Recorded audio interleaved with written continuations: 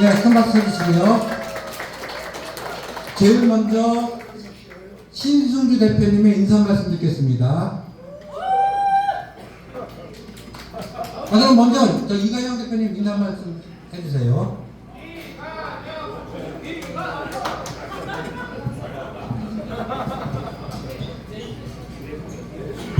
예, 이관재입니다. 저희들 이제 4회인데 이렇게 많은 분들이 참석해 주셔서 대단히 감사하고요. 그래서 요새 뭐 시국이 좀 그래서 좀 많이 늦춰졌어요. 이 4개월 만에 저희들이 이제 진행이 됐고 그동안에 11월부터는 쭉 진행이 안 되다가 이번 달에 진행하게 되었습니다.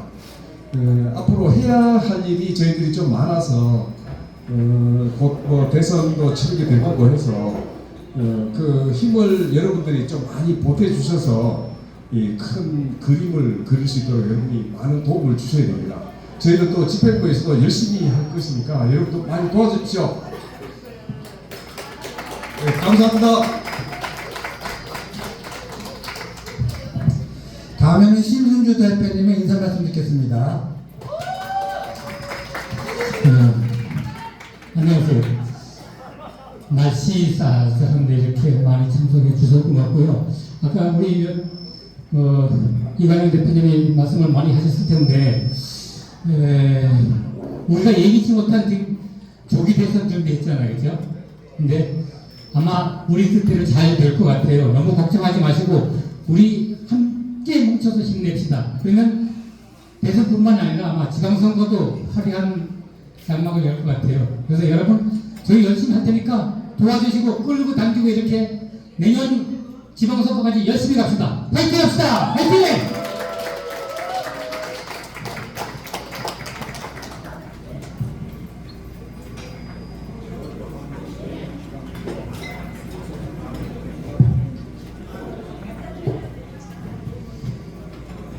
김남국 의원님 아직 많이 드셔야 되는 거죠? 많이 드셔야 되는 거죠? 2022년도에 충북 민사모에서 그동안 2024년도에 열과 3월 다해서 충북 민사모를 지원해 주시고 충북 민사모에 헌신하신 분들을 위해서 명예 고문직을 새롭게 만들었습니다. 처음에는 한 대여섯 분만 들으려고 하다가 그 헌신의 공이 큰 분들을 최대한 많이 드리자라고 해서 명예 고문님을 추려봤더니 명단이 상당히 많거든요. 제가 충북 민사모 명예 고문에 위축된 분들의 성함을 불러드리겠습니다. 존칭은 생략하고요. 강선희 충북 민사모의 명예 고문입니다. 각현이, 구완서, 김광직, 김기열, 김준환, 김창규, 김홍년, 남봉현, 남상범, 유기창, 유재영, 모미옥, 박덕호, 박문희, 박양규, 한기훈, 백재현, 변상호, 신정호, 신현옥, 안상호, 왕을수, 유영택, 이문주, 이상영, 이수상, 이수창, 이승기, 이승복, 이인수, 이정열, 이종관, 이주형, 임미양, 임재선, 이만수, 정인수, 정진혜, 정필순, 차순애,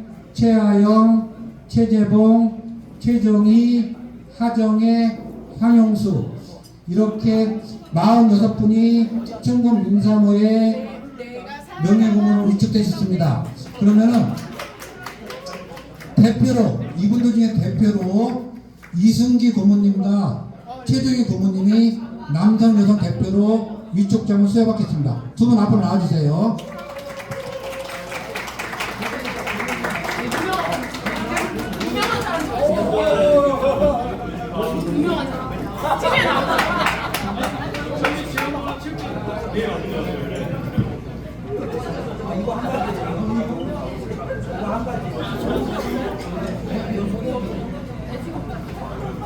소고기 없어. 다른 거 먹어. 다른 거 먹어.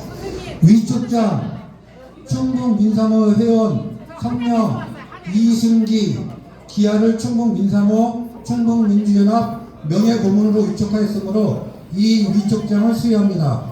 2025년 2월 8일 충북 민사모 충북민주연합 공동대표 신승주 이관영.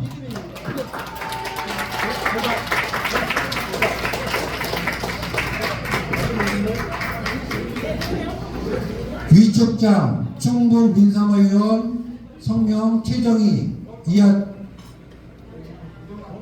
동문입니다. 예, 위촉장 전달해 주세요.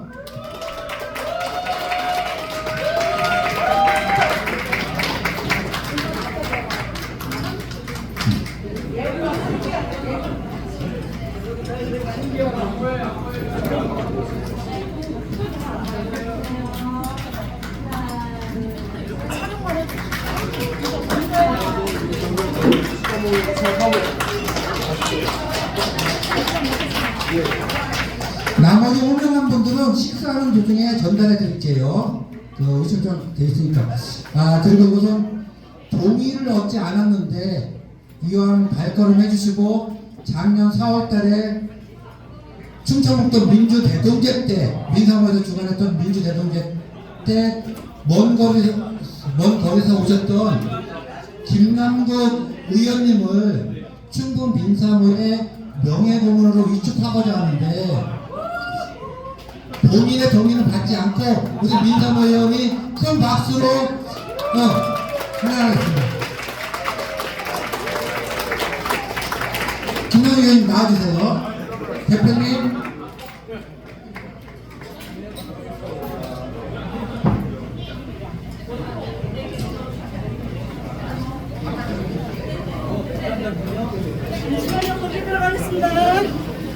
김남국 의원님 동의를 얻지 않았는데 충북 민사모의 명예고문으로 위촉되신 것에 대해서 동의하시겠습니까? 네, 동의하신답니다. 위촉장 충북 민사모 의원 성명 김남국 기아를 충북 민사모 충북 민주연합 명예고문으로 위촉하였으므로 이 위촉장을 수여합니다. 2025년 2월 8일 충북 민사모 충북 민주연합 공동대표 신승주 이관영.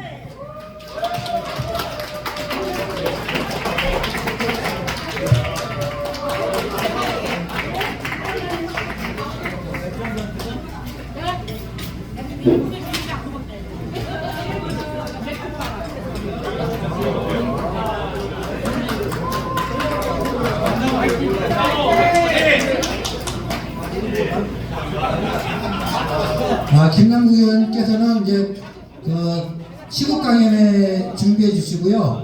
우리 김남국 의원께서 준비하시는 동안에 충북 민사모의 단가 임원위원 행주곡을 응장하면서도 크게 부릅시다. 하나, 둘, 셋, 넷.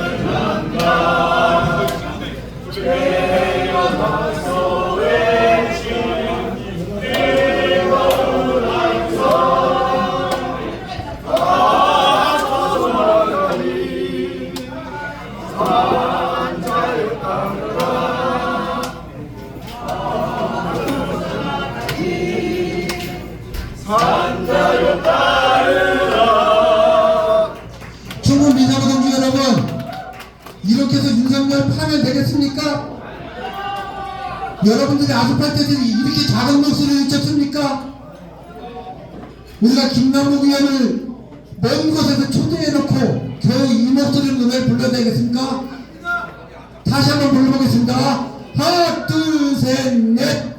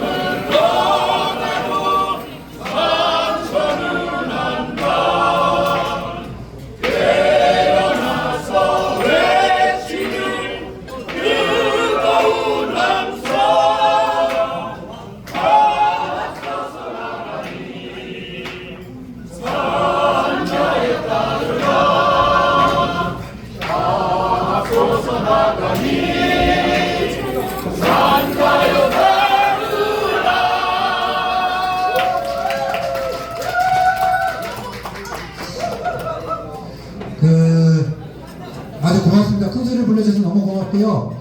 김남희 의원께 조성스러운 것은 아마 이렇게 식당에서 식강연을 하는 것이 아마 처음이 아닐까 싶어요. 그래서 강단도 현창고, 그래서 김남희 의원께서 좀 앉아서 자료를 나눠주신 자료를 보면서 강연을 하실 거예요. 그래서 얼굴이 좀 안 보이더라도 양해해 주시고 우리 김남희 의원을 큰 박수로 환영해 주시기 부탁드립니다. 네, 안녕하세요. 인사드리겠습니다. 안산에서 왔습니다. 김남구입니다. 아닙니다. 저희가 제가 원래 준비된 시간이 30분이었는데요. 마침 어제 안산에 똑같은 이제 비슷한 이재명을 지지하는 사람들의 몰입이 있었습니다. 그래서 똑같이 안산의 시의장님께서 시국 강연을 하셨는데 아무도 안 들으시더라고요. 그래서 제가 지금 특단의 대책으로 유인물을 준비를 했고요. 원래 30분 이렇게 시간을 준비했는데 최대한 압축적으로 해서 빨리 끝내보겠습니다. 근데 준비한 양이 많아서 시간이 좀 길어진다 싶으면 남구가 이렇게 불러주시죠. 알았죠? 네, 그러면 제가 빨리 이거 내용을 줄여서 하겠습니다. 유인물 제가 중심으로 빠짐없이 내용을 준비했기 때문에 이 내용을 들어주시면 좋겠고요. 지금 제가 준비한 이 유인물은 이번 대선과도 또 관련이 되는 문제입니다. 그리고 제가 뭔가를 이렇게 막 이야기하기보다는 여기 계신 분들이 가장 많이 아끼고 또 이재명 대표님을 사랑하시기 때문에 여러 가지 의견을 또 듣는 부분이 있기 때문에 함께 좀 고민을 해주셨으면 좋겠습니다. 앉아서 자료가 있어서 좀 앉아서 이야기 진행하도록 하겠습니다. 네, 제가 오늘 준비한 것은 2025년 다들 아시다시피 3월 빠르면 3월 초중순 정도에 탄핵 선고가 있을 걸로 예상이 됩니다. 그러면 이제 60일 이내의 선거이기 때문에 2022년 5월이면 조기 대선이 열리는데요. 2025년 조기 대선을 맞이해서 2022년 대선 상황과 얼마나 어떻게 달라졌는지 한번 저희가 고민해보고 거기에 따라서 2022년에 있었던 여러 가지 민주당의 정책 그리고 대선 후보 이재명의 정책에 대한 그 고민을 부족한 점은 뭐였는지 그리고 뭘 다시 보완해야 될지 그것을 함께 고민해보고자 이 주제를 들고 나왔습니다. 2022년 대선하면 여러 가지 이슈나 주제들 혹시 떠오른 거 뭐 있으신가요? 2022년 대선하면 자유롭게 2022년 하면 정치 경제적인 어떤 상황을 생각해 주시면 좋을 것 같은데요. 2022년 네? 그때 어떤 상황이었는지 한번 2022년은 탄핵은 아니었고 네 김민석 그렇죠 맞아요 코로나가 2019년에 있어가지고 2022년에는 코로나가 회복하는 시기였죠. 또 뭐 생각나는 거 있으세요? 정치나 경제 뭐 여러 가지 맞아요. 가장 컸던 게 부동산 이슈가 굉장히 컸던 것 같아요. 그래서 코로나 시기에 금리가 워낙 낮다 보니까 자산시장으로 다 돈이 올라가서 뭐 우리나라뿐만 아니라 세계의 부동산이 막 폭등하고 있었던 상황이었죠. 그리고 이제 그걸로 인해서 자산 양극화 문제가 또 대두되던 시기였습니다. 그리고 또 뭔가 이슈 될 만한 거 고민 머릿속에 떠오르는 거 있으세요? 네? 네? 12구? 12구는 2022년도 대선에서 그때 또 뭐 대외적인 어떤 경제적인 정책적인 어떤 변화가 아마 젠더 갈등이 심해졌었던 때 같아요. 그래서 기억나시겠지만 그때 막 이준석이 막 얄밉게 막 뭐 여가부 폐지, 그 다음에 뭐 군 뭐 월급 200만 원 인상 막 이런 것들을 내걸었잖아요. 젠더 갈등도 하나의 이슈였던 것 같아요. 그래서 생각해 보면 코로나19로 인한 경제가 다시 회복하고 있었던 시기였다. 그리고 자산 양극화, 부동산 폭등으로 인한 부동산 안정, 그리고 젠더 갈등 이런 것들이 그때 대선에서 큰 이슈가 됐었던 것 같아요. 근데 2025년은 또 완전히 다른 것 같아요. 2025년의 이슈는 뭘까요? 윤석열 어떻게 죽일까요? 살릴까요? 살려는 줍시다. 네, 그래서 가장 큰 것은 내란 계엄, 이 내란과 계엄 사태를 역사에 심판받게 하는 게 가장 큰 문제인 것 같습니다. 네, 또 뭐가 있을까요? 네, 그로 인해서 고모님이시죠. 역시 고모님, 역시 고모님답게 정답을 말씀하시는데 경제 대외 변수가 큰 것 같아요. 외환 그 원달러 환율이 폭등해가지고 외환 대외적인 무역 문제도 큰 것 같습니다. 또 뭐가 있을까요? 트럼프 당선. 트럼프 당선으로 난리도 아니죠. 또 트럼프 당선이 또 문제가 될 것 같고 또 어떤 문제가 있을까요? 네, 맞춰주시면 함께 맞춰주시면 좋을 것 같은데요. 네, 금리가 예전보다 완전히 올랐잖아요. 그래서 고금리 상황에 따른 소비 위축. 여러분들 많이 느끼시겠지만 주변의 자영업자들이나 이런 분들 이야기 들어보시면 진짜 IMF 때보다 더 어렵다 그런 이야기를 많이 하세요. 그래서 이런 여러 가지 경제 대외적인 이슈가 2022년 대선하고는 완전히 달라진 상황입니다. 그래서 그때 저희가 내걸었던 정책이라든가 그때 민주당이 이야기했던 어떤 의제 이런 것들의 변화가 있어야 되는 것 아니냐. 그래서 그때 2022년에 있었던 이런 어떤 대선 정책들을 현 시점에 맞춰서 수정하고 보완하고 그리고 우선순위를 조정해야 될 필요가 있다고 하면 그 우선순위도 우리가 무엇을 더 먼저 이야기할 것인지 무엇을 더 중요하게 이야기할 것인지 그런 것들을 좀 다시 판단해 봐야 되지 않나라는 생각이 듭니다. 동의하시죠? 네, 그래서 가장 크게 국제 정치 경제 환경 변화가 있었던 것으로 생각이 됩니다. 제가 여기 2017년 1월 트럼프가 취임할 때 연설에서 했던 말을 가지고 왔는데요. From this moment on, it's going to be America first. 이 말을 가장 먼저 했고 이 말이 그때 대선 제목으로 해서 모든 언론에 대해서 특필됐더라고요. 2017년에 트럼프가 당선되자마자 했던 미국의 노선이 미국 우선주의, 아메리카 퍼스트. 그래서 미국 패권을 강화하는 방향으로 계속 흘러갔습니다. 그런데 2021년 2월, 2020년 11월 9일날 대선이 있었잖아요. 미국 대선. 근데 조 바이든 대통령은 또 국무부 취임하자마자, 거의 취임하자마자죠. 취임하자마자 국무부 연설에서 이렇게 이야기했어요. America is back. Diplomacy is back. 무슨 말이죠 이건? 트럼프의 미국은 미국이 아니다. 정상적인 미국이 아니다. 라고 이야기를 하면서 미국의 전통적인 다자 외교, 동맹을 중시하는 다자 외교를 하겠다. 그리고 상호 우존적인 자유무역 경제 정책으로 나아가겠다라고 하면서 모든 것을 되돌리겠다라고 선언을 합니다. 그러면서 바이든이 2022년 되자마자 바로 했던 것들이 다자주의 복원과 국제공조를 강화하겠다라고 했고요. 그러면서 트럼프 시절 탈퇴했던 파리 기후협약을 2021년 1월에 당선되자마자 바로 변경을 다시 복귀를 하면서 재가입을 했고요. 그 다음에 많이들 아시겠지만 칩스법이라고 해가지고 반도체법이라고 그러죠. 우리나라에는 미국에서는 인플레이션 감축법이라고 하는데 우리나라에서는 반도체 그 전기차 보조금법으로 잘 알려져 있는 IRA 법을 통과시켰죠. 그러면서 공급망을 미국 중심으로 미국의 산업을 보호하면서 동시에 공급망을 미국 중심으로 만들겠다라고 또 했고요. 동시에 중국과 싸웠던 관세 정책을 굉장히 강하게 트럼프는 싸웠다라고 한다면 중국에게 그래도 숨통은 열어주면서 관세와 관련된 부분도 완화하고 세계의 무역을 다자 무역주의를 복원하려고 하는 그 노력을 했었습니다. 그런데 문제는 뭐예요? 지난해 11월 또 누가 됐습니까? 돌아온 트럼프. 그냥 돌아온 트럼프가 아니라 더 또라이가 돼서 돌아온 트럼프.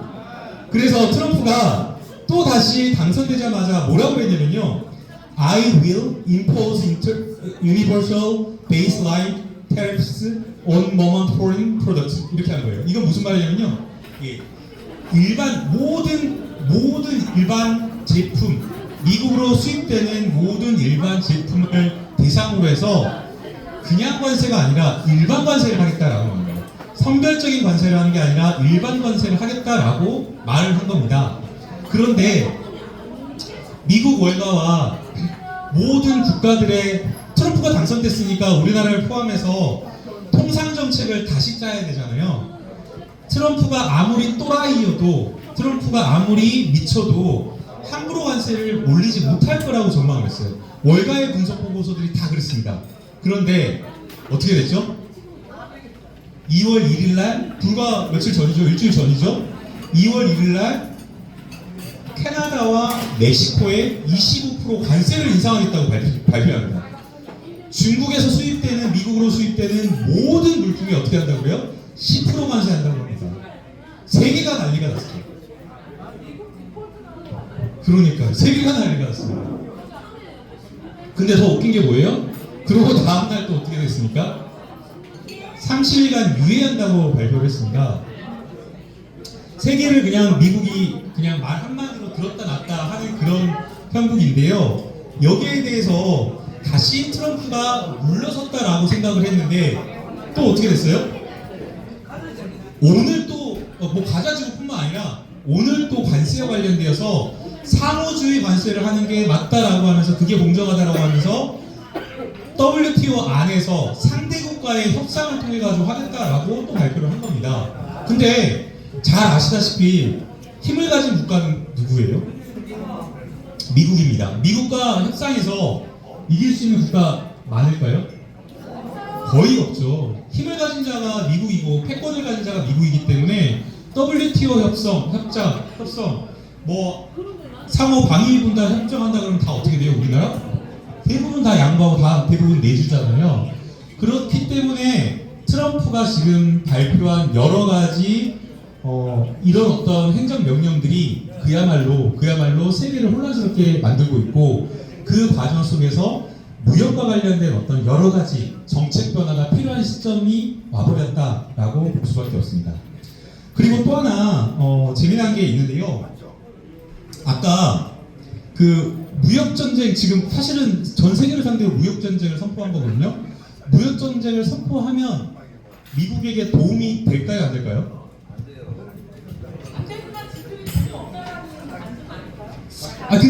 돈 문제는 아닌 것 같아요.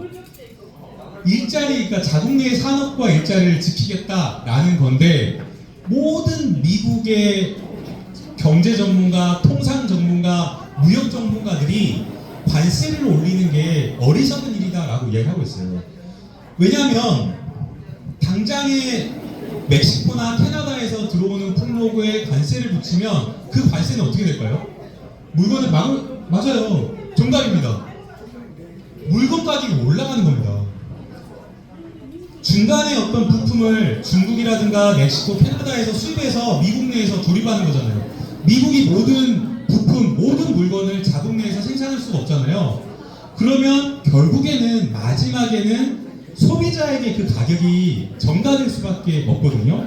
그래서 이거는 굉장히 어리석은 일이다 라고 이야기를 하고 있고요. 또 과거에 이게 처음 있는 일이 아니고요. 과거에도 이런 일이 있었어요. 세계 대공황 때 1930년 세계 대공황 때 그때도 역시나 마찬가지로 세계 대공황이 오면서 자국 내 미국 내 산업이 무너지고 일자리가 줄어들다 보니까 하원 의원 윌리스 홀리라고 하는 의원하고 상원 의원 리드 스무트라고 하는 두 사람이 스무트 홀리 관세법이라고 하는 걸 1930년에 만들었습니다. 자, 이름을 외우기가 어려워서 다시 한번 말씀드릴게요. 1930년에 하원 의원의 홀리 그리고 상원 의원의 스무트 이 두 사람을 따서 스무트 홀리 관세법을 만들었어요. 이 스무트 홀리 관세법이 뭐냐면요, 미국 내로 들어오는 2만 가지의 물건에 관세를 적게는 뭐 20-30%에서 많게는 30-40%까지 올려버리는 법안이었어요. 이 법을 만들었을 때 1993년 스무트와 할리 의원이 이걸 만들었을 때 이 사람들은 어떤 생각이었을까요? 관세 장벽을 써가지고 자국 내에 일자리 더 많이 만들고 그 다음에 자국 내의 기업을 보호하겠다라는 생각이었어요. 그런데 이 스무트 홀리 법의 효과는 어떻게 나타났을까요? 어떻게 작용했을까요? 세계에서? 네? 맞아요. 아이러니하게도 장벽을 관세를 올리니까 미국이 관세를 올리면 어떻게 해요? 다른 나라들도 바보가 아니잖아요. 그러니 어떻게 해요? 당연히 그 나라들도 따라 관세를 올린 거예요. 그래서 3년 내에 세계 무역 시장의 60%가 무역량이 60%가 감소해버려요. 그리고 동시에 미국 자국 내의 일자리도 더 줄어들고 기업도 더 망하고 오히려 대공황을 부추겼다라는 평가가 대다수입니다. 그래서 세계 경제 역사 속에서 단 한 번도 무역 전쟁에서 미국이 승리해 본 적이 없다라는 것이 정설입니다. 그런데도 불구하고 지금 이렇게 하고 있는 거죠. 네, 또 시작을 하는 거죠. 그래서 이런 세계의 경제 흐름이 있고요. 또 하나의 주요한 경제 흐름의 변수가 뭐냐면요. 여기 세 번째인데요. 여기 세 번째 제가 안 썼나요?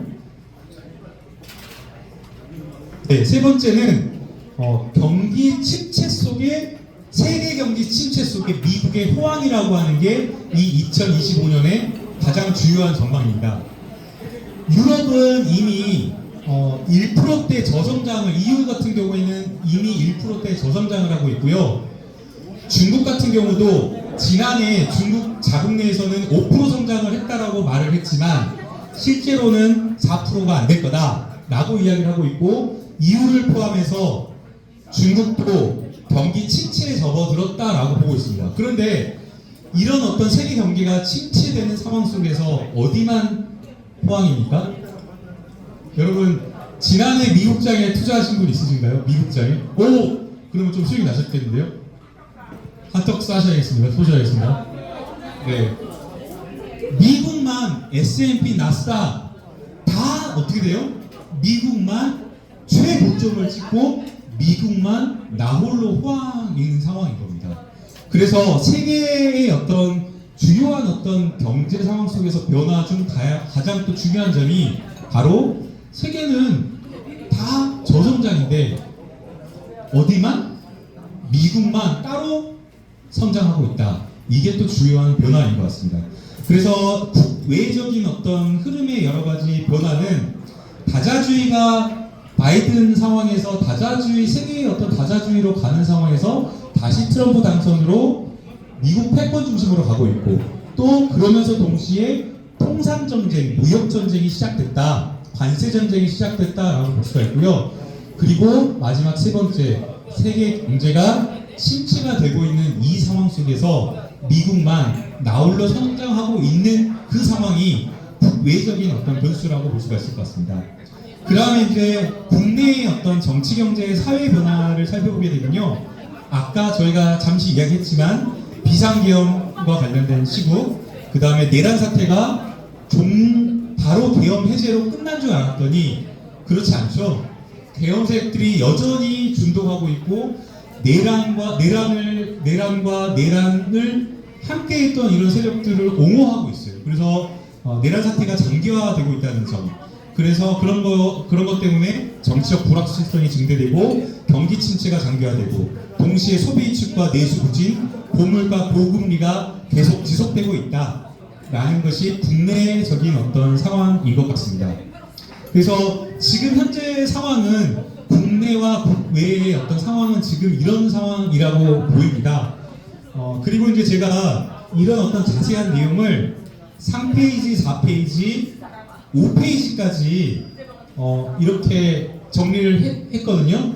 더 자세한 내용들이 있는데 이미 지금까지 제가 이야기한 걸로 상당한 시간이 흘렀을 걸로 예상합니다. 맞죠? 네, 그래서 남구가 한번 불러주시죠. 남구가 줄여라. 네, 바로 결론으로 가겠습니다. 네, 그래서 이재명 대선 후보의 주요 경제정책과 특징을 제가 이 지금 특강 때문에 300페이지를 다시 다 봤어요. 네, 그래서 300페이지를 압축해서 한 단락으로 요약을 해보니까 신경제, 공정성장, 민생안정 이 세 개의 축이더라고요. 6페이지입니다. 자, 6페이지. 자, 다시 한번 같이 한번 읽어볼까요? 6페이지에 있습니다. 이재명 대선 후보의 경제정책의 3대 축이 뭐라고요? 자, 신경제. 자, 다시 한번 크게 함께 읽을게요. 신경제. 자, 공정성장. 민생안정. 자, 이 세 가지입니다. 이 세 가지의 큰 틀의 흐름은 아마 2025년에서도 크게 달라지지 않을 거예요. 신산업과 디지털 경제를 적극 육성해서 글로벌 기업의 경쟁력을 확보하자라는 게 첫 번째인 것 같아요. 지금 우리나라의 전략 산업이라고 하는 디스플레이, 석유화학, 자동차, 반도체 이런 것들이 다 지금 어떤 상황이죠? 중국이요. WTO 가입하고 중국이 세계 시장에서 GDP가 10% 초반에서 30%까지 성장을 했습니다. 그러면서 동시에 우리가 기술력이 좋은 우리나라 대기업이 중국에 수출하면서 우리나라 수출 경쟁력도 굉장히 높았거든요. 근데 지금 상황은 어떤 상황인지 아세요? 역수출 당하고 따라잡히고 있는 상황이에요. 그때 여러분들 어때요, 기분이? 학교 다닐 때 저보다 공부를 못한 친구가 있었는데 갑자기 저를 추월해요. 그러면 어때요? 예? 그렇죠. 기분도 나쁜데 기분 나쁜 것보다 더 심각한 건 뭐예요? 엄마한테 맞아요. 너 엄마 지금까지 뭐 했냐? 엄마한테 엄청 두드려 맞습니다. 지금 국면이 중국이 WTO 가입하면서 무역에서 세계 무역에서 어마어마하게 성장을 할 때 대한민국도 중간재를 거기다 수출하면서 같이 성장을 했는데 지금은 대기업들이 다 중국에 따라잡히고 있는 상황이에요. 5, 6년 전 샤오미를 대륙의 실수라고 했어요. 그런데 지금 샤오미 어떻습니까?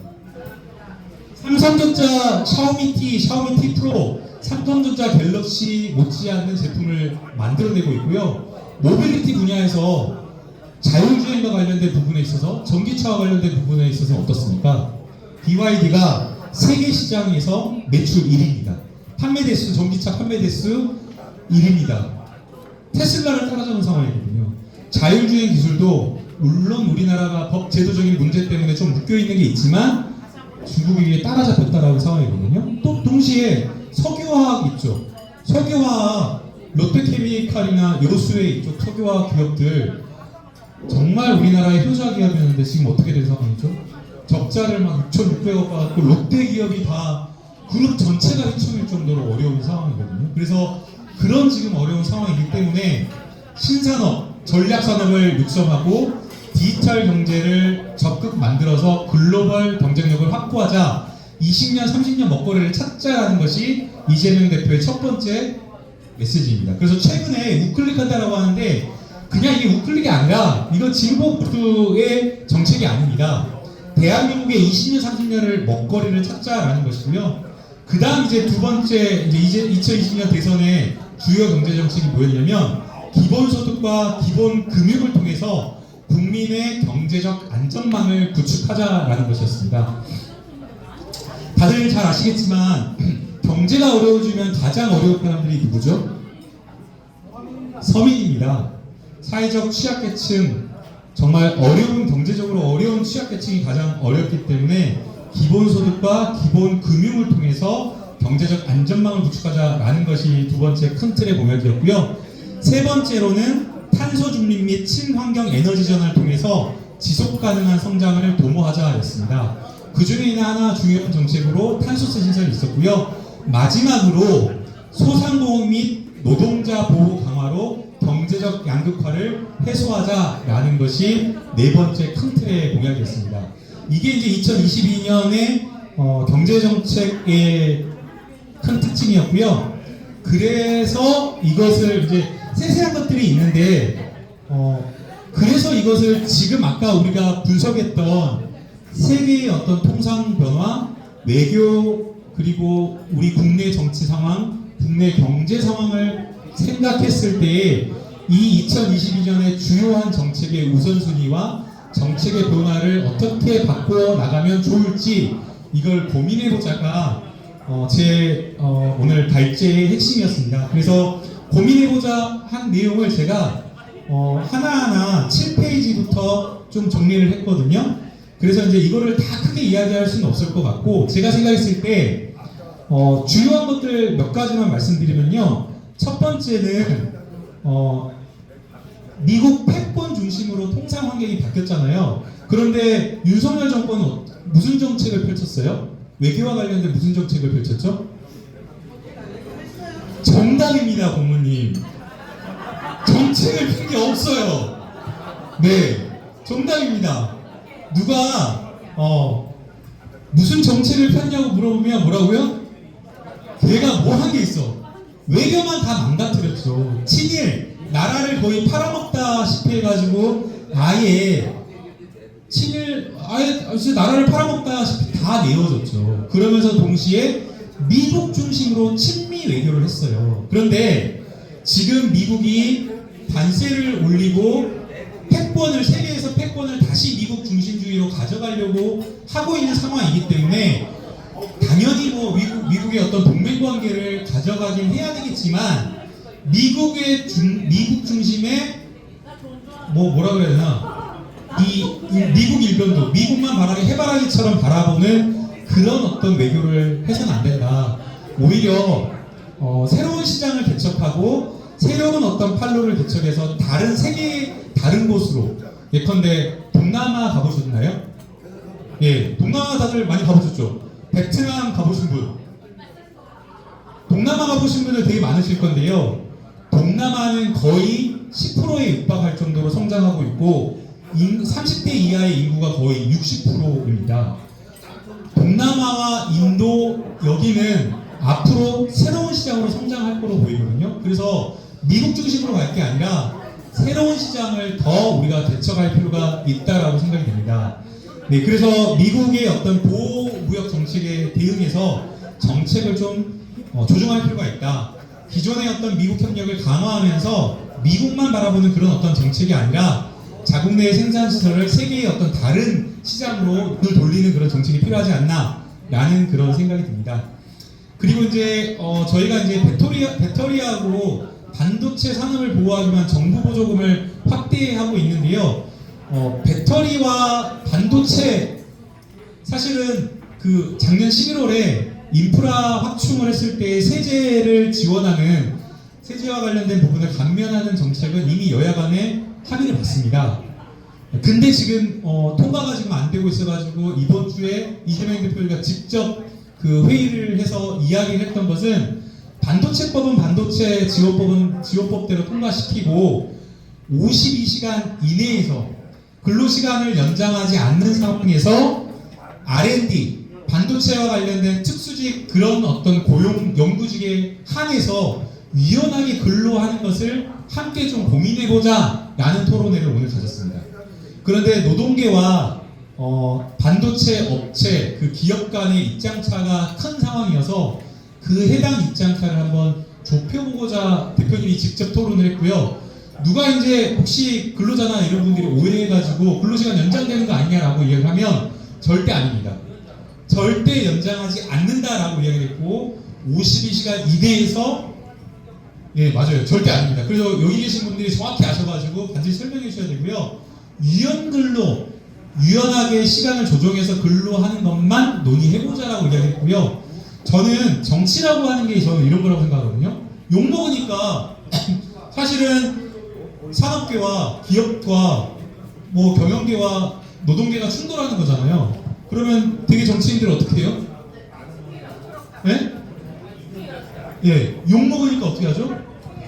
욕 먹으니까 외면해버려요. 예. 이재명 대표는 그런 사람입니까? 어떤 사람입니까? 아니죠. 가장 큰 게 아마 기억나는 게 그럴 거예요. 계곡과 관련돼서 불법 점거해가지고 닭백숙 막 7만원, 8만원, 10만원에 파는 거 평상 가격 그렇게 받는 걸 이재명 대표가 어떻게 했어요? 상인들을 찾아가서 만나서 욕해도 좋으니까 말하라고 하면서 그 문제를 해결했잖아요. 마찬가지로 경영계와 노동계가 충돌하니까 이 간극을 줄이자라고 하면서 직접 나선 겁니다.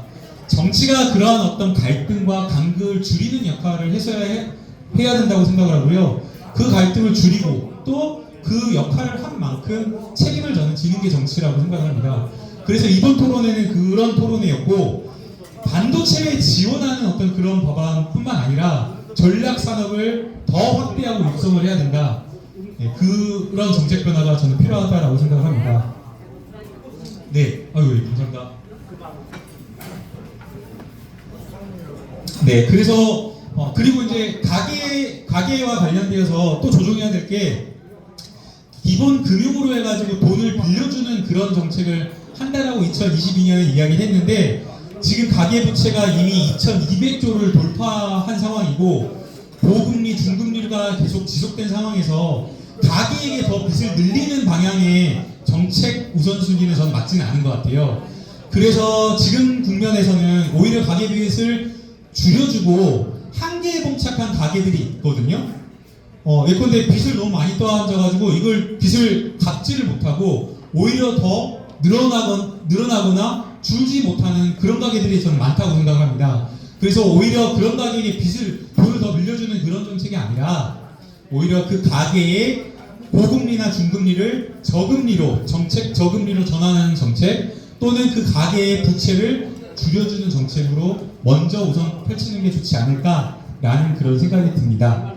네, 마지막으로 이제 나머지는 좀 읽어봐 주시고요. 이제 마지막으로 이제 기본소득과 관련된 부분을 좀 토론을 하려고 이야기를 해보려고 했는데, 이 부분은 시간이 좀 다 돼가지고 네, 남부가 하니까 다음에 이야기를 해보도록 하고요. 한번 읽어보시고 제 그 고민은 기본소득이 과연 실현 가능할까에 대한 고민이거든요. 그리고 지금 대한민국의 위기 상황, 경제 진단과 여러 원인에 비춰봤을 때 기본소득이라고 하는 것이 맞냐라는 그런 생각이 들어서 함께 좀 고민해보고자 라고 생각을 해서 여기 발제문에 좀 담았습니다. 네, 오늘 이상 길어졌는데요. 오늘 여기까지 발제를 마치겠습니다. 감사합니다. 네, 혹시 짧게, 이제 너무 길어져서 짧게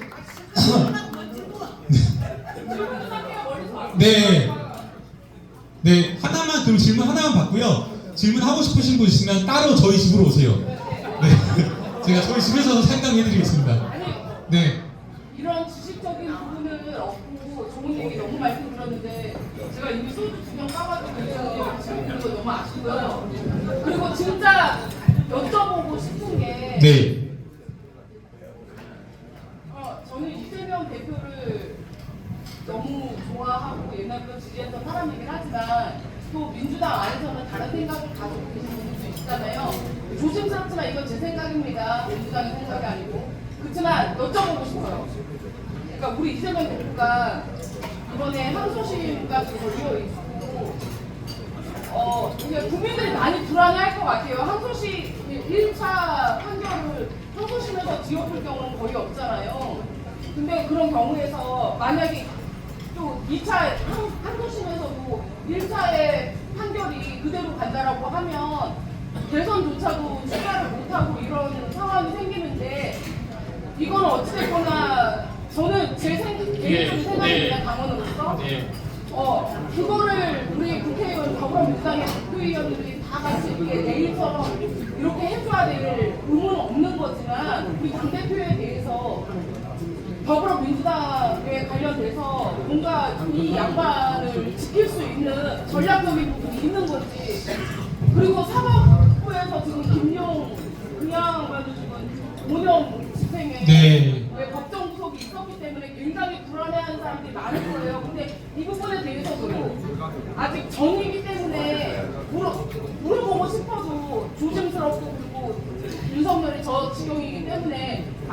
탄핵이 완벽하게 된 상태가 아니면 조심스러운데. 예, 전략을 지금 고민하시는 거죠? 네. 대표님, 어떻게 해서 김민석 의원님 전화하고 다시 내려오시라고 말씀. 아니 아까 얘기를 들었는데 아. 해결점이 안 돼서. 공직선거법은 여러분 이 공직선거법은 어떤 사건이에요? 부당한 정치 기소입니다. 그거를 전략이 명백한 부당한 정치 기소거든요. 왜냐하면 이재명 대표 돈 받은 거를 털어가지고 죽이려고 했는데 털어도 돈 받은 게 안 나오니까 실체적 뭐 범죄가 있는 구속 요건이 있는 범죄가 안 나오니까 어떻게 했어요? 대선 때 말했던 거를 트집 잡아가지고 아니 내가 국토교통부에서 아니 여러 가지 공문을 열 몇 차례 보내니까 그거를 내가 압박받았다, 협박받았다. 아니 압박을 협박으로 느낄 수도 있는 거고 과정에서 조금 과도하게 내가 주관적인 느낌을 말할 수가 있는 거잖아요. 협박인지 압박인지 그게 뭐가 중요해요. 근데 그거를 허위사실이라고 여러분 규정할 수 있어요? 말도 안 되는 거잖아요. 그래서 이건 정확하게 뭡니까? 그냥 저격 수사. 부당한 저격해서 표적 수사한 거고 부당한 정치 기소입니다. 그렇기 때문에 막 국민의힘에서 무슨 신속한 재판을 이야기하는데 이 부당한 정치 기소에는 신속한 재판이 아니라 어떤 재판이 필요해요? 정의로운 재판이 필요한 겁니다. 네. 그래서 저는 이게 반드시 항소심에서는 무죄가 나올 것이라고 믿고 있고요. 정말 만에 하나 무죄가 나오지 않는다고 하더라도 우리 당원들까지 우리 의원들은 어떻게 절대 흔들리지 않습니다. 예, 그리고 대법원 판결이 나올 수가 없어요. 물리적으로 나올 수가 없습니다. 예, 왜냐하면 3월 중순 말에 항소심 공직선거법 항소심 선고가 나온다고 하더라도요. 한 달 대법원에 기록 송부하고 답변서 받고 변론기일 한두 차례 심리기일 열고 선고하고 하면 3개월 넘게 걸립니다. 그런데 탄핵 선고 후에 대선은 며칠 이내에 걸리죠? 60일 이내에 선고하도록 되어 있습니다. 그렇기 때문에 반드시 저는 항소심에 무죄가 나온다고 믿고 또 만일에 하나 무죄가 나오지 않는다고 하더라도 대법원에서 물리적으로 선고할 수 없습니다. 그리고 대법원도 바보가 아닙니다. 대선의 1위 후보를 1위 주자를 민주당의 야당 대표가 아니라 대선 온 국민이 사랑하는 1위 후보를 판사 몇 명이 소수의 판사 몇 명이 그것도 부당한 정치 수사로 죽인다. 그게 헌법에 맞을까요? 아니죠? 네, 그래서 저는 절대 대법원 선고 없을 거라고 믿습니다. 네, 됐죠? 네, 여기서 이제 마무리하겠습니다. 네, 식사 맛있게 하십시오. 감사합니다.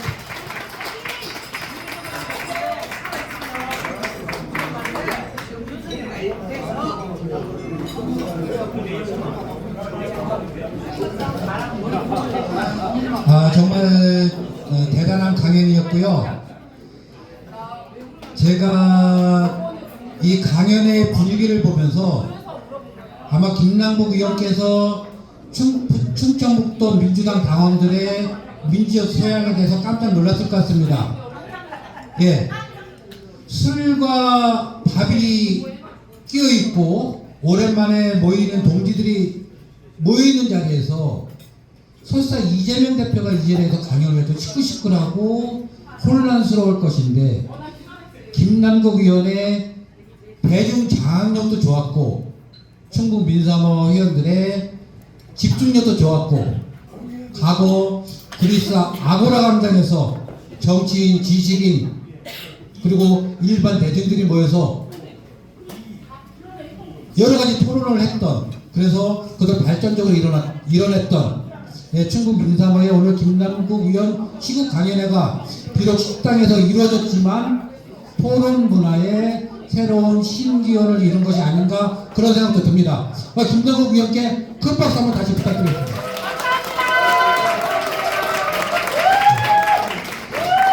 조금 충북 민사모 집행위원장으로서 첨언을 드리자면 80년 5월에 수많은 민중들이 학살당했던 군부 쿠데타에서 학살당했던 5월 5.18 강주 항쟁이 있었습니다. 강주 항쟁이 끝나고 87년 6월 항쟁이 끝났습니다. 온 국민이 민주주의를 위해서 들고 일어섰습니다. 87년 선거 패배했습니다. 패배했죠? 항상 모든 민중들이 뭉친다고 하지만 선거는 패배했습니다. 2017년 촛불혁명이 일어났죠. 민주주의에 승리했습니다. 문재인 대통령이 당선됐죠. 검찰개혁, 언론개혁, 사회개혁 모두 못했습니다. 전투에선 승리했지만 전쟁에선 패한 것입니다. 이제 마지막 남았습니다. 2025년도에 이재명 대표가 남았습니다. 이재명 대표가 우리가 이루지 못한 것을 이루어내려면은 이렇게 실뿌리처럼 흩어져 있는 당원 동지 여러분들이 80년 5월의 강주항쟁의 정신으로 87년 6월 항쟁의 정신으로 내 몸 바쳐서 내가 쓰러지면 우리나라 민주주의는 죽는다는 각오로 앞으로 조기 대선에 임해야 됩니다. 그래서 지금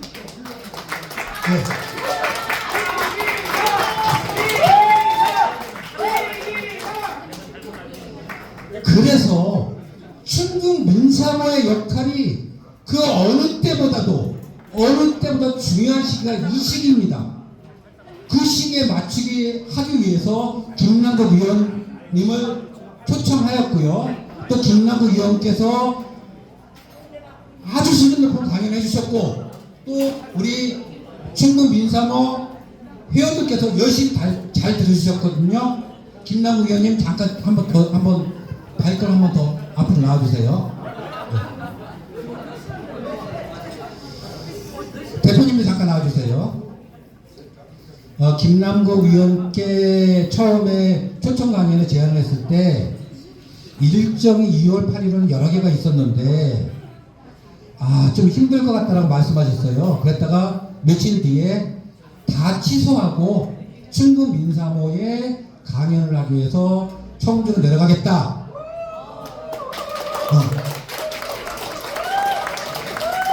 그래서 제가 그러면은 먼 데서 오시는데 거마비는 어떻게 해드리면 좋겠냐라고 하니까 필요 없다. 돈이 필요한 게 아니다. 나는 동지들을 만나러 가는 것이다. 말씀하셨어요. 그래서 집행위원회 회의에서 제가 저 김남국 의원께서는 그냥 거마비 필요 없다고 하는데 한 20만 원 정도 드려야 되는 게 A에 맞지 않냐 하니까 집행위원들이 뭔 개소리냐 20만 원이면 왔다 갔다 차비도 안 될 건데 김남국 의원 고생하셨는데 올라가면서 오뎅국물이라도 하나 드셔야 되지 않겠느냐 라고 해가지고 금액을 말씀드릴게요. 왜냐면은 여러분들이 강죽 주먹밥 공동체 정신으로 한 달에 5,000원 1년에 5만원씩 내주시면서 모든 충북 민사모의 회비가 있습니다. 그래서 30만원을 거부하시더라도 김남국 의원께서 거부하시더라도 대표님께서 강제적으로 주세요. 아닙니다. 제가 대표님 주십시오. 제가 꼭 받겠습니다. 네, 제가 한 번도 받아본 적이 없는데 꼭 받겠습니다. 거부하면 막 거부한다고 주실 것 같은데 주시면은 제가 감사받겠습니다.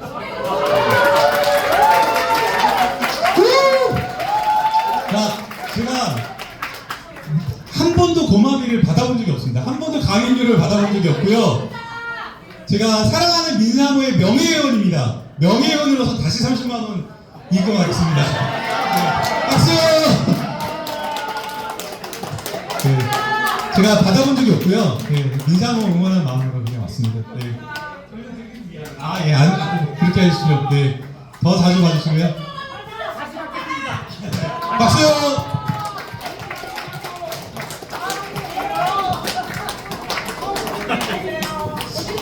정정할 것이 있는데요. 김남국 의원님 명예회원이 아니라 명예고문님이십니다.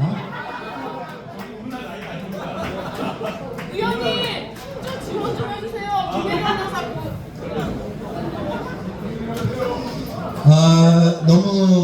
너무 고맙고요. 우리 30만 원어치 김남국 의원께 박수 한번 다시 한번.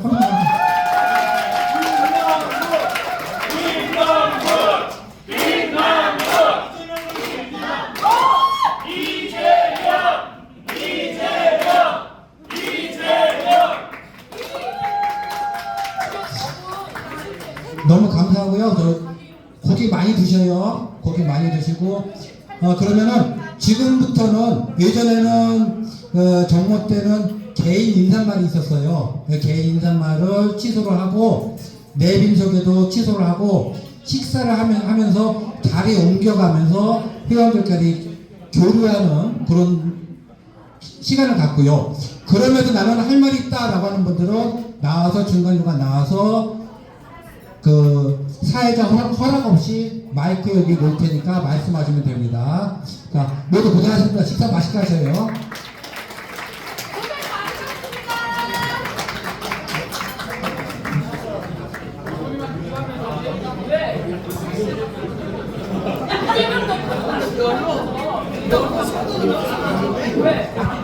안녕하세요. 주목!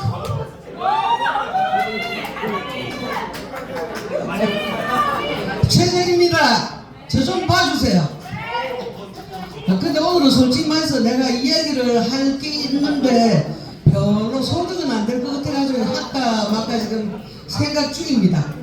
다름이 아니고 민주당에는 민주당 원외 단체로 혁신회의가 있어요. 아시죠? 많이들 아시죠? 그래서 오늘 오신 분들 보니까 거의 다 들어가신 분들이 많고 안 들어가신 분은 뭐 많이 안 되는 것 같아요. 혁신회의 안 들어가신 분 손 한번 들어보세요. 진짜? 일기 때 6명 있을 때 들어가고 2기 때 5명 있을 때 들어갔는데 안 합니다. 왜? 제가 들어가지고 혁신회의 안 하신 분? 혁신회의 들어가셨어요? 혁신회의 다 하셨어요?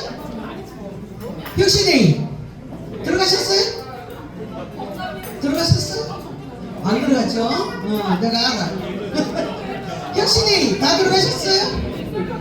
혁신회의? 은수 형님 혁신회의 들어가셨지? 안 들어갔어? 보였어요? 딱 기다려. 혁신회의 다 들어가셨습니까? 여기는? 아니야. 오정현 씨 안 들어갔잖아, 혁신회의. 그지? 그래서 혁신회의가 뭔가 하면은 민주당 원외 단체인데요. 작년까지만 해도 1기까지만 해도 물 밑에서 이렇게 조용히 하던 단체예요. 그런데 이제 이번에 대선도 있을 거고 이래서 지금 혁신회의 회원을 대대적으로 모집을 합니다. 지금 현재 국힘당에서는 국민의 변호인단 하는 거 하잖아요. 국민의 변호인단이 하루 만에 700명이 모였대요. 그런데 우리는 지금 혁신회의가 모집을 하려고 해도 이렇게 잘 안 늘어요. 그러니까 여기 계신 분들은 그래도 정치 고관여처이고 이러니까 부디 좀 안 하신 분들은 꼭 좀 참여를 좀 해주십사고 마이크를 들었습니다. 부탁합니다.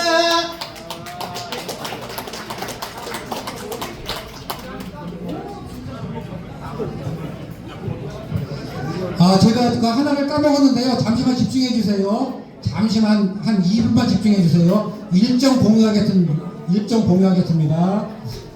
2월 13일 날 충주에서 충주시민 집중 공동행동이 있습니다. 2월 13일 날 충주에서 충주시민 집중 공동행동이 있습니다. 시간 되시는 분들 참석해 주시고요. 2월 9일 날 좀 전에 최정희 고문께서 말씀해 주신 더민주 충북혁신회의 2기 출범식이 있습니다. 도시재생센터에서 있고요. 2월 11일 화요일 날 진천 거성 한우정육식당에서 중부 3군 홍보소통이 발대식이 있고요. 2월 23일 날 흥덕지역구위원회 초청 강연회가 있습니다. 2월 23일 일요일. 그리고 김창규 목사님께서 세종에서 사무실을 운영하셨었는데 5.18 동지의 사무실을 청주에 개소하셨습니다. 개소식 할 때 알려드릴 테니까 많이 참석해 주시고요. 이상 일정 공유 말씀드렸습니다. 감사합니다.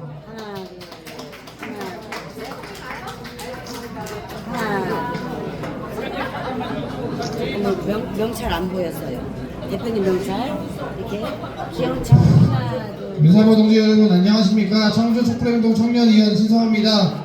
저희가 타시탄 바닥을 앉은 지가 벌써 5년이 됐는데 하루빨리 파면하고 이제 동지 여러분들이 파면당하고서 축하 자리를 마련하고 싶었는데 지금은 아직 무리잖아요.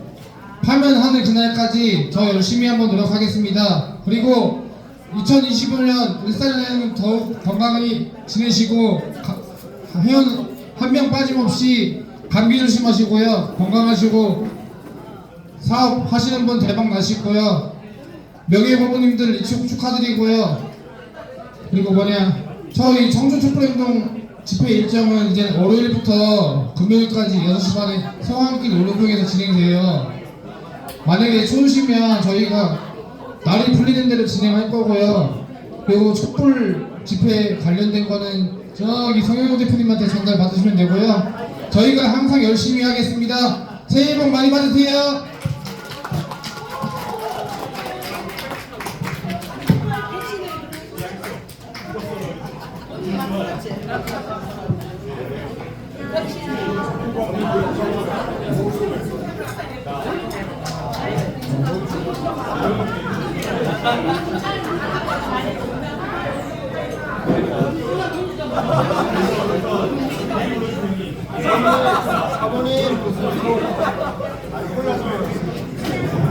혁신이 지금 모집을 하고 있으니까 들어가시라고 지금 하는 거예요.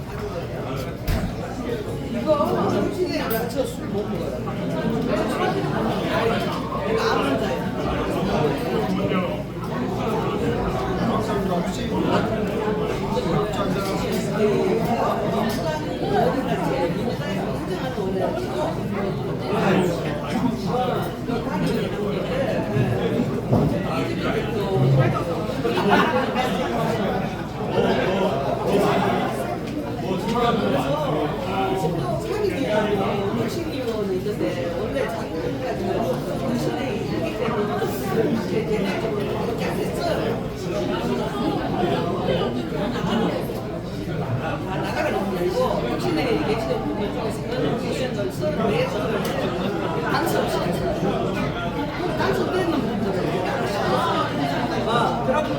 혁신회의에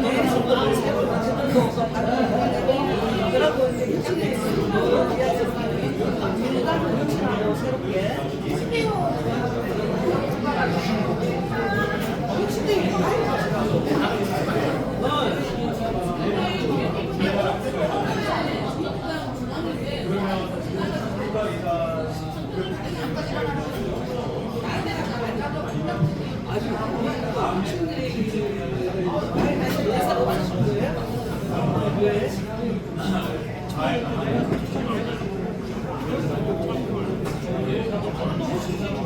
나도 노당 쪽으로 나도 노당 쪽으로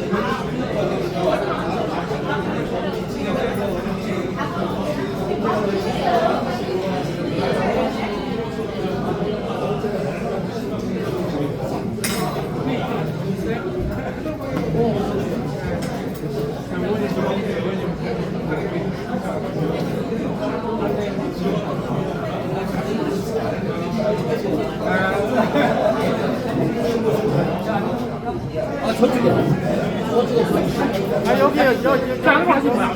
다리 컸어.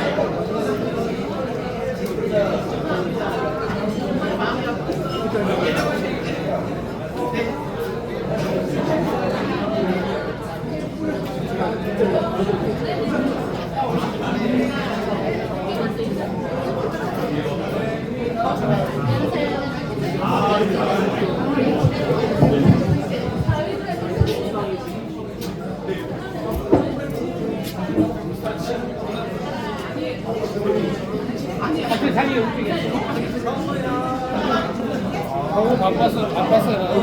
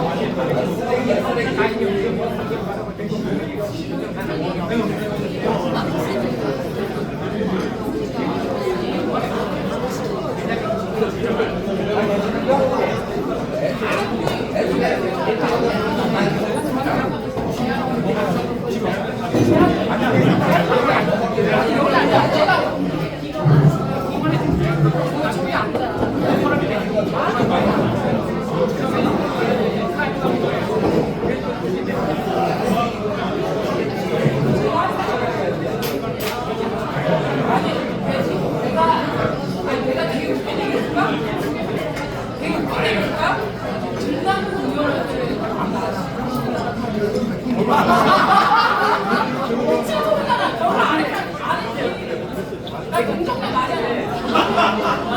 21살짜리 딸은 없어. 남편이 없어.